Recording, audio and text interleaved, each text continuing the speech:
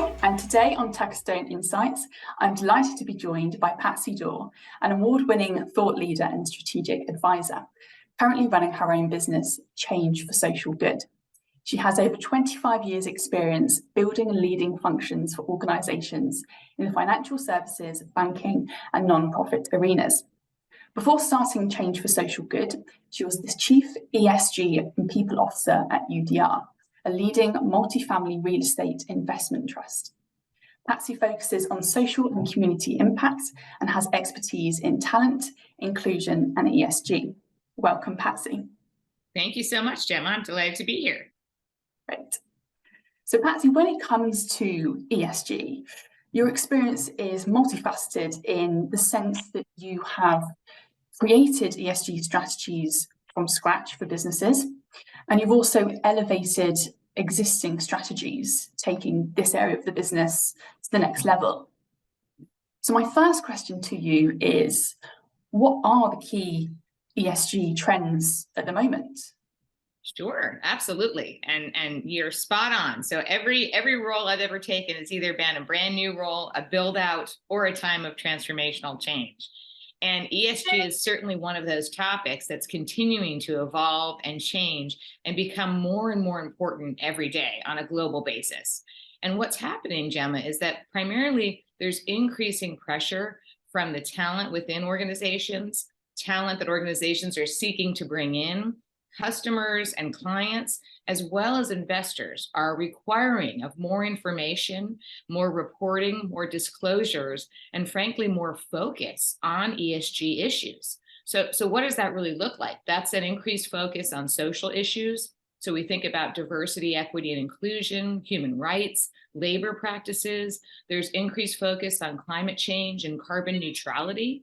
Investors are really taking that seriously. What are organizations doing to reduce their carbon footprint, for example?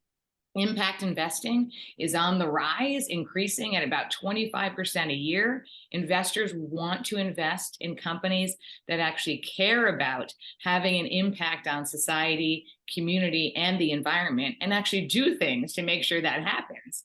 And certainly from a government and regulatory perspective, there is increasing pressure on transparency and disclosures. So governments and regulators are introducing new policies and regulations to encourage and hold companies accountable to improve their ESG practices and to disclose more about their impact on society and environment. And with that, what role does HR play in delivering on an ESG strategy? Sure. HR is actually a very large component of the S in ESG. So the S is all about society and frankly, people. And it has two primary components. One is human capital, which includes diversity, equity, and inclusion, which is often a very large piece of a chief people officer role or an HR leader. And the other piece is really around community engagement. And so if we think about HR's role is really having ongoing engagement with all of the stakeholders across the organization, particularly around the S, but certainly more broadly in terms of what does the overall ESG strategy look like? Running initiatives to help support the ESG strategy, again, particularly around human capital, talent, diversity, equity, and inclusion, and as well the reporting piece. So a big piece of ESG is that all organizations are required to submit and disclose and publish a CSR or ESG report. And in that report, they're required to disclose DEI statistics of both the board and the leadership teams, as well as statistics around engagement and human resource initiatives. And that's a large undertaking to produce that report, and as an HR leader to be responsible for completing the HR components of that report as well. And then finally, I would say that HR's role is very much about the communications piece. How are they communicating, or how are we communicating to our existing employees and externally to those talent members that we want to bring into the organization? Because we know that approximately 70% of all employees looking for new roles are looking at organizations who take ESG seriously. So it's really important for HR leaders to have that ESG narrative very clear when they're talking to existing employees, talking to employees they want to bring on board, as well as all other stakeholders. So it's really an important role that HR plays around the ESG umbrella. Absolutely. And my last question to you for today, obviously you have previously held the role of Chief ESG Officer. I want to know more about what does that role entail on a day-to-day basis? Sure, absolutely. So it's a multifaceted role, and that's partly because ESG is such a complicated topic and has multiple components to it. It's also partly because, as I mentioned earlier, it's rapidly changing and their expectations on companies are increasing daily. So one of the key things about being a chief ESG officer is staying on top of the trends, really staying on top of the research. What's happening in the ESG world, what's happening from a regulatory perspective, what's happening from an investor perspective, and really staying on top of the market as well.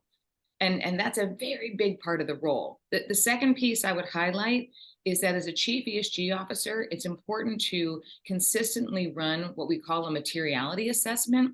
And what that is an opportunity to understand what all the key stakeholders, talent, leadership, board, investors, et cetera, are thinking about when they think about ESG and what's important to them.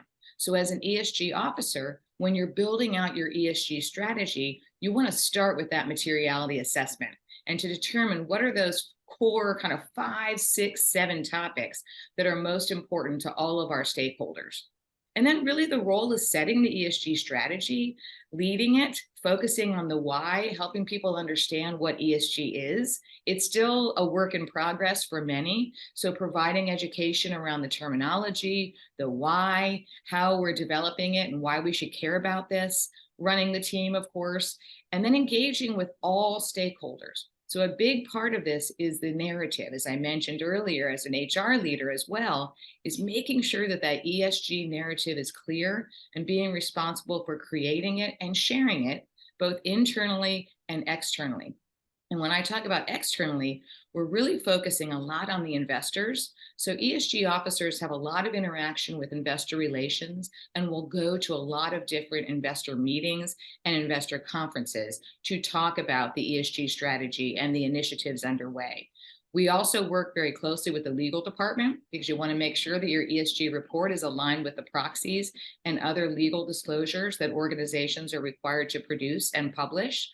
Government affairs is a very important partner for the trends that I mentioned earlier, staying on top of those regulatory issues, as is HR and marketing. So it's constantly engaging with various stakeholders, staying on top of those trends, and ensuring that the ESG strategy reflects all of those trends and those topics that are most important to the organization. It certainly sounds like an all-encompassing role and absolutely fascinating to listen to you today, and I've certainly learned a lot. Absolute expert in your field, so thank you very much for your time, Patsy. It's been an absolute pleasure. Absolutely, anytime. Delighted to talk about it. It really is an exciting area of focus, and because it is constantly changing, it's even more exciting every day. So thank you for the opportunity to speak with you today.